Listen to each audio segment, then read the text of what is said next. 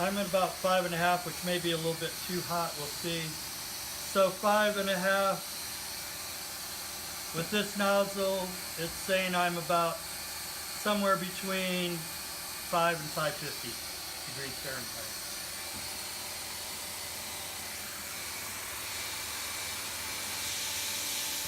It starts a little hard. What I'm looking for is I'm looking for it to just do that melting thing on the side. I want it to come out the side. I'm putting pretty good pressure on it. And I'm just putting it right into that crack.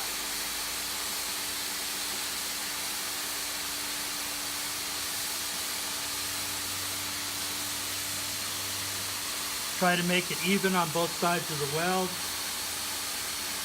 And making sure my heat that's back here is hitting the groove and not off to the side. And if you look, you'll notice I'm a little bit heavier on the downside than I am on the upside or very bottom of the kayak. Are you pushing pretty hard on that to get that in there? I'm getting some pretty good pressure, yeah. So I'm going to leave it. If you pull that back too quickly, it'll just pull right out because it's still melted. So I'm guessing the speed you did that is really important. Huh? Guessing the speed you did that at is really important. Yeah, and that's where it's a science, but it's also an art. Right. It takes a while to get the feel. Like I was training on Tony's kayak. I did a nose job, and it was actually Gus that did the work on it. And he had to peel his welds out about 3 times before he got it. But, right, and if you keep that, like the heat in one spot for too long, you know, the whole thing can open up into, yeah. and then you have all new set of problems. But the other part too is you're getting that cross-link thing too. So every time you pull that out, you got to grind it out. You keep grinding it bigger and bigger and bigger, and that's not too good either. So a lot of times I also keep just an air chuck right now. But I will go ahead and blow on that a little bit to get the heat out.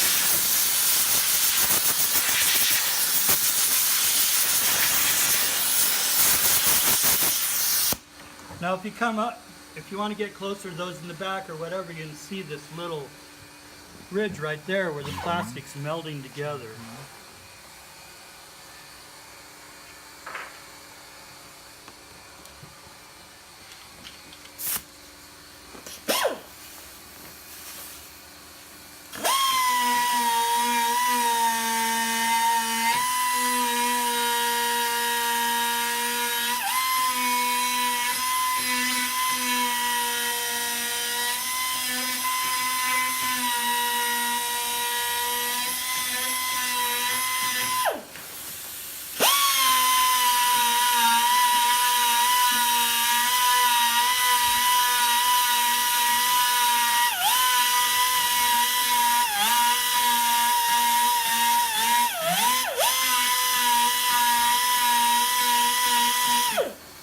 So if you look at it again now, you'll see that white on the edges right there. That's telling me it's not really welded down. Okay, right there. Yeah. And here, this I didn't get real good. It's better than that. You can see the difference in the coloring a little bit. What I want to see, if I ground it down or if it's flat, it'd be a little bit, like right here, a little bit more red, but I don't have much plastic there either. And I'm just going to get it a little smoother. I don't want any bumps when I go to put that ribbon on.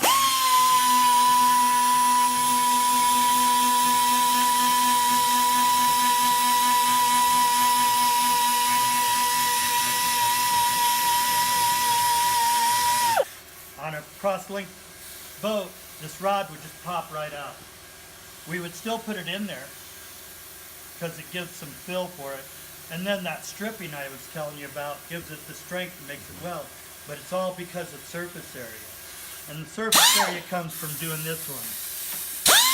Making it nice and fluffy.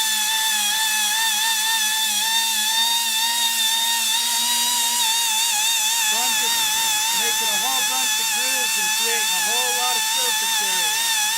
Kind of like sanding a neoprene raft before you glue it. So on this one, if you look real close, you'll see a bunch of striations going across it. I took it to the wire wheel and the grinder down in the basement before I left. So now I have that fluffiness here and there. And that's the secret of getting that to work.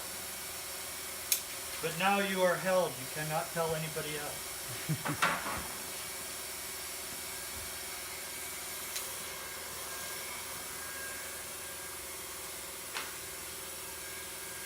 One of the things with the strip is figuring out, I have kind of two tools here. I can use either one. I have a silicone roller, it's kind of rubber, which works pretty nice. A lot of times I just use the back end of the knife. And I'll show you both ways over the course, but I use the knife a lot when I'm going across, so I'll use the roller on this just so you can see. Does the metal roller work this as well? No, No.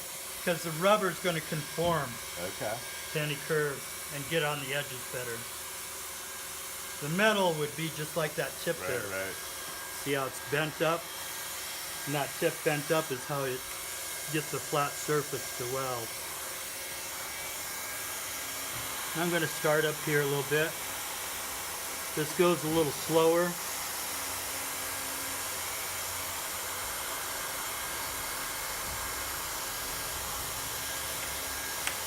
And I'm kind of on a curve here, so I want to get both of them kind of going on each angle there on each side of the rod.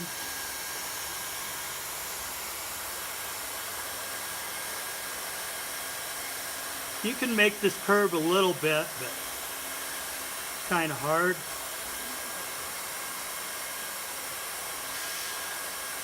And you can critique my welds too. I don't do this that often anymore, but from what I've told you in the past, do you see any bad spots there that are a little bit suspect on the weld? A little bump there. Yeah. You got it. But that's why I cover myself 3 or 4 times.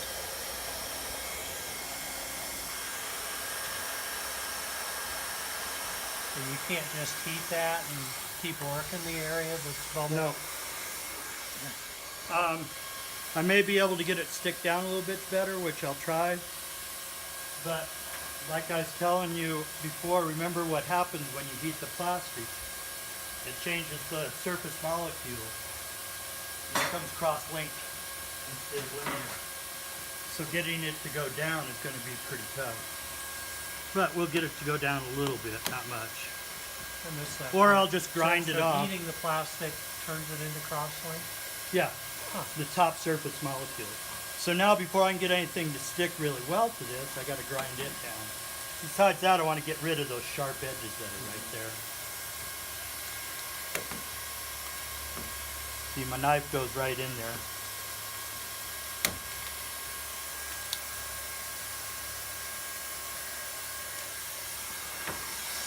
So I'll try and get it to go down. I may not. But again, I'm not going to worry about it a whole lot. I'll get the edge to go down because I'm going to cover it. The edges, I'm spinning this way so it's cutting up against the edge. So that makes it smooth that out a little better.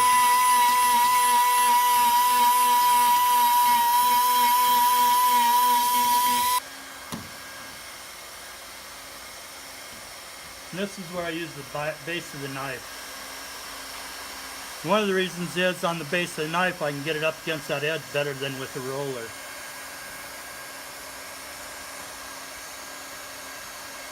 And again, I'm looking for that plastic coming out on both sides.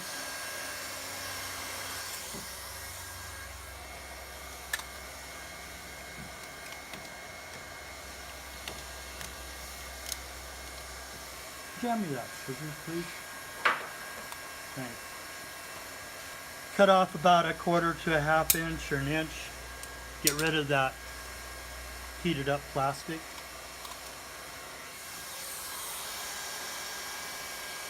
I try not to make a straight line when I'm doing this. I want... You try not to? Try not to, yep. I don't want a straight line that might, if I've weakened the plastic at all, if I made it at all the ends kind of make a straight curve or a straight line, that might allow the boat to crack right along there. Right. So I usually go long, short, long, short. Doesn't always work out that way, but you can see the start, most of the time you're not getting that start down. So I'll grind that off or pry it up, but it'll probably come right off when I grind it.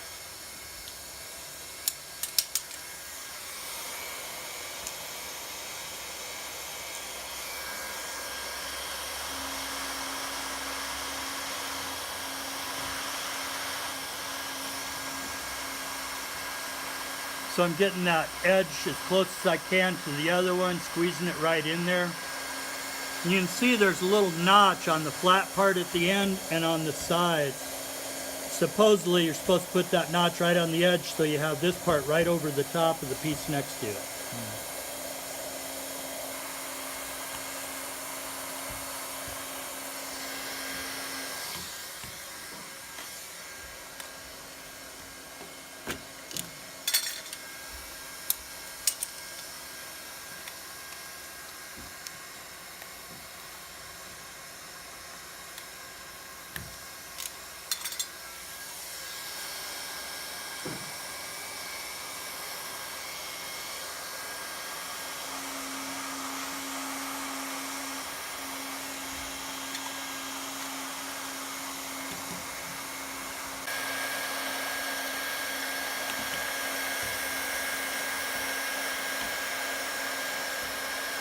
I don't know if you guys noticed, but there was a white spot that wasn't down right there.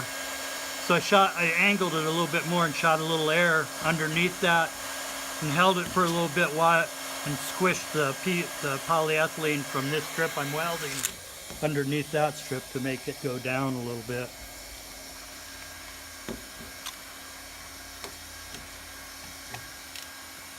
One more.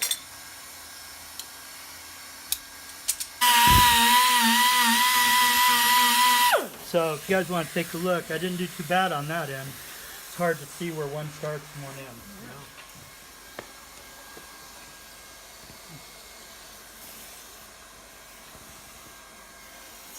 You're going to do it before and after, aren't you?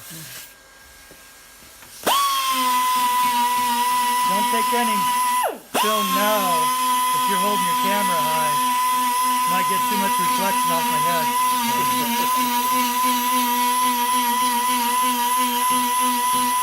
So what I'm trying to do is get that down where it doesn't matter.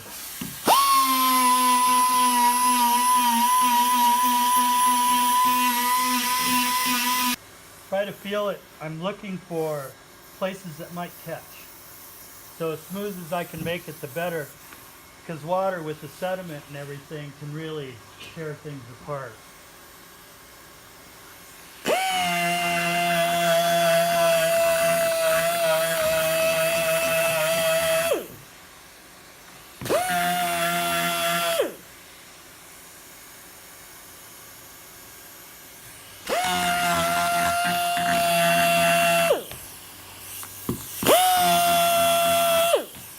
Okay, Tony, tell me where I need it smoothed out more. Yeah. This edge looks I can pull that up. right here now. Those two spots. Pretty smooth otherwise though. Like, fingernails won't catch or anything. You'll tear your fingernails off before you pull it up. Probably so. I know, because I've done Mess up that. my manicure. Huh? It'll mess up my manicure. Yeah. Then where would you be?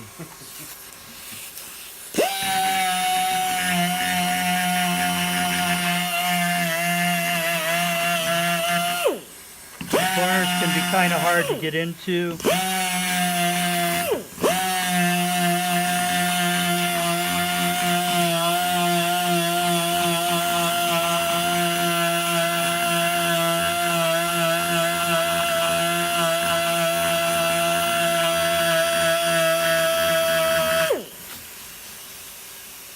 should be good to go. You do it? Yeah, go ahead.